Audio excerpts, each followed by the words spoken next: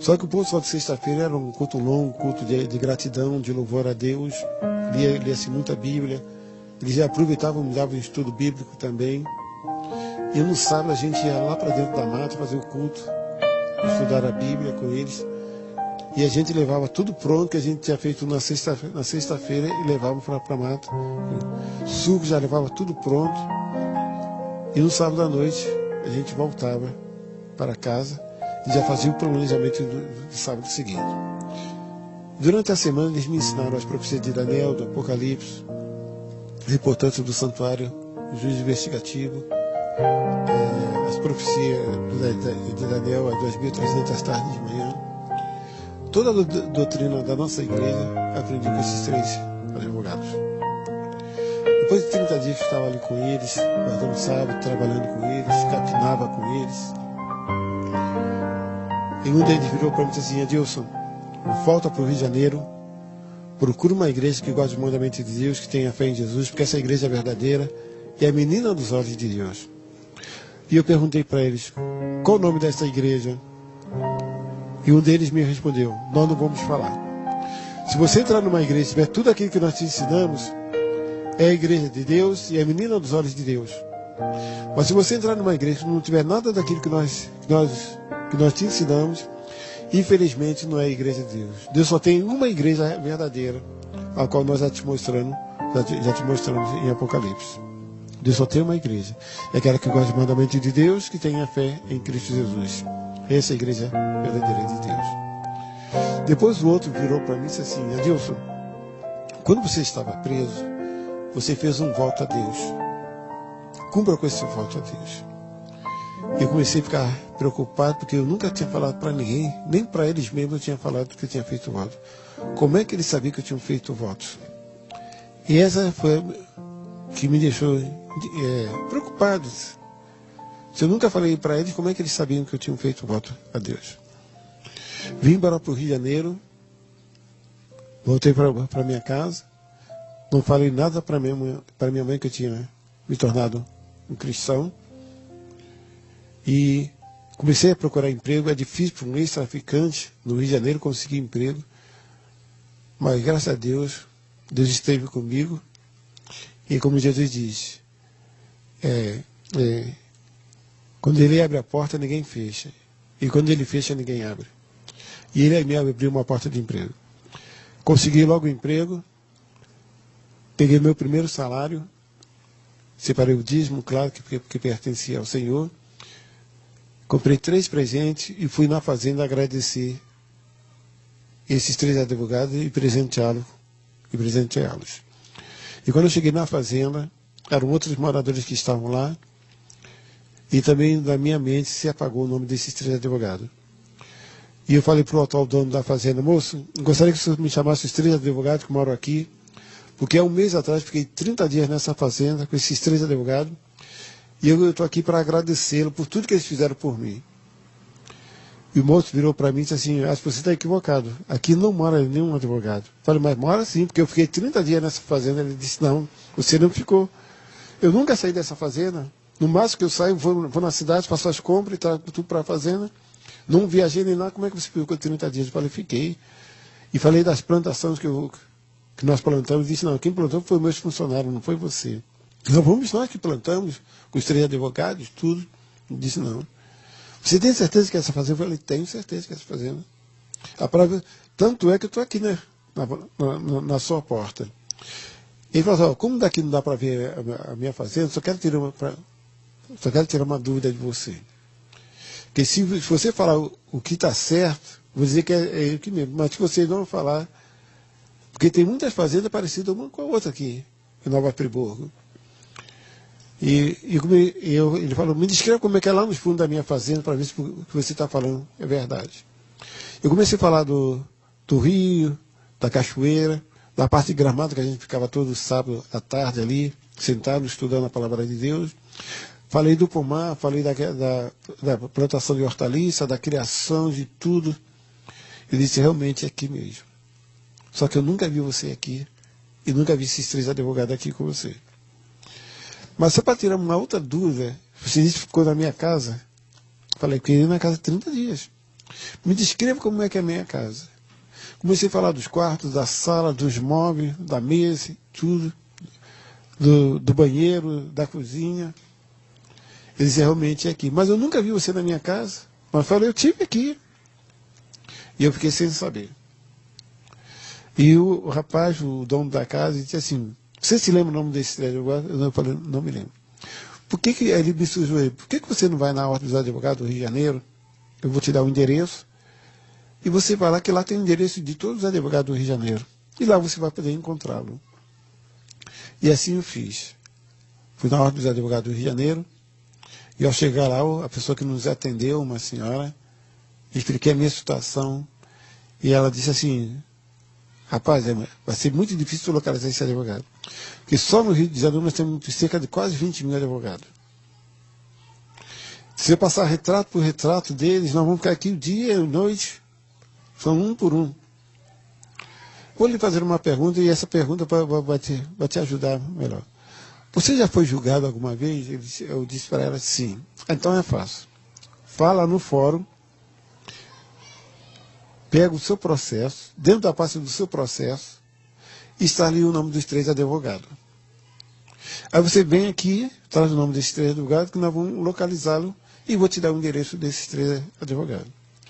E assim eu fui. Ao chegar no fórum, disse o número da pasta do meu processo, e o rapaz disse assim para mim, você volta daqui a 3 dias que eu vou procurar o teu processo. E vim embora, 3 dias depois eu voltei lá, e o rapaz disse que não tinha achado o meu processo. Mandou que eu fosse para o DESIP. Assim eu fui. Também lá não acharam o meu processo. E fui em vários lugares e também não acharam o meu processo. E agora fiquei sem saber o que fazer. Nesse meio tempo comecei a procurar a igreja verdadeira. E a primeira igreja que eu fui foi a igreja do Carcereiro. Primeira igreja batista do Rio de Janeiro, no Estácio. E ao chegar lá, de noite, no domingo à noite, quem eu vejo chegando também? O carcereiro com a sua família. E quando ele me vê, ele começa a se tremer todo. E começa a andar para trás.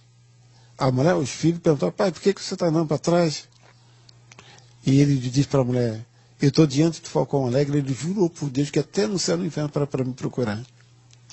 De repente ele gritou para a mulher dizendo assim, foge para um lado que eu vou fugir para o outro. E eu, em vez de ficar parado, resolvi correr atrás dele. Ele correu para dentro da própria igreja. A igreja é muito grande, para 2.000 membros. E ele começou, e quando ele me viu correndo atrás dele, dentro da igreja, ele se desesperou, começou a gritar, socorro, socorro, o Falcão vai me matar, socorro, socorro. E ficou naquela correria toda, os irmãos e as irmãs pensando que eu fosse assaltar a igreja. E conseguiram me pegar, pegaram ele também, ele gritava tremendo, dizendo, pastor, esse cara é Falcão, e ele jurou por Deus que vai me matar, por favor, pastor, não me deixe esse cara me matar. E o pastor olhou para mim e disse, é você que é tal do Falcão Alegre? Não foi você que deu um tiro num do nosso pastor numa programação, numa praça ao ar livre? Há 3 anos atrás, aproximadamente?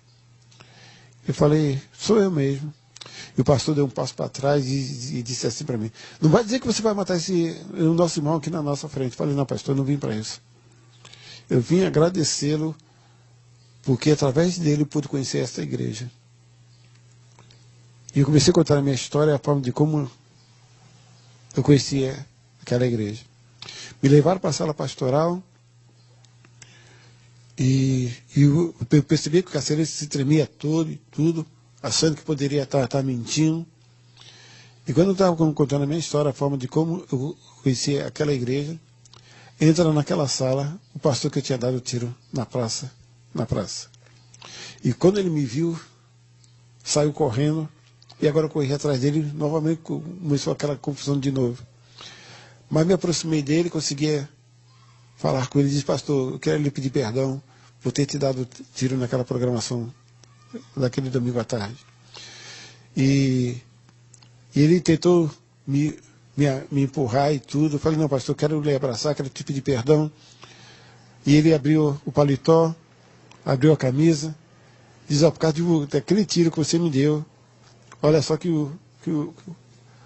o médico teve que abrir a minha barriga para sair a bala. Olha quantos pontos eu levei. Eu falei, pastor, me perdoe, eu não queria agir dessa forma.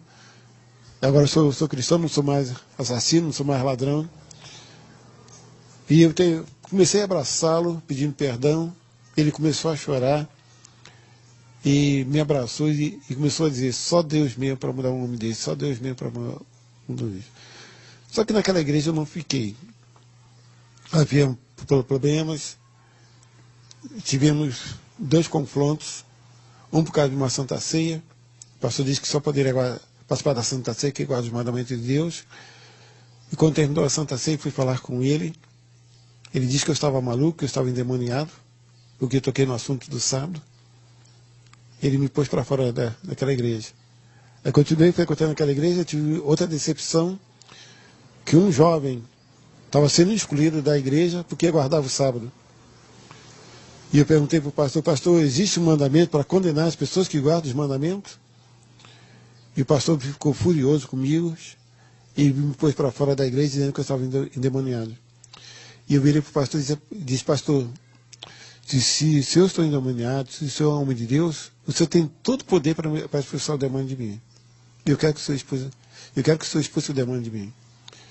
E ele ficou irado com a minha resposta e mandou que os diáconos me colocassem para fora daquela igreja.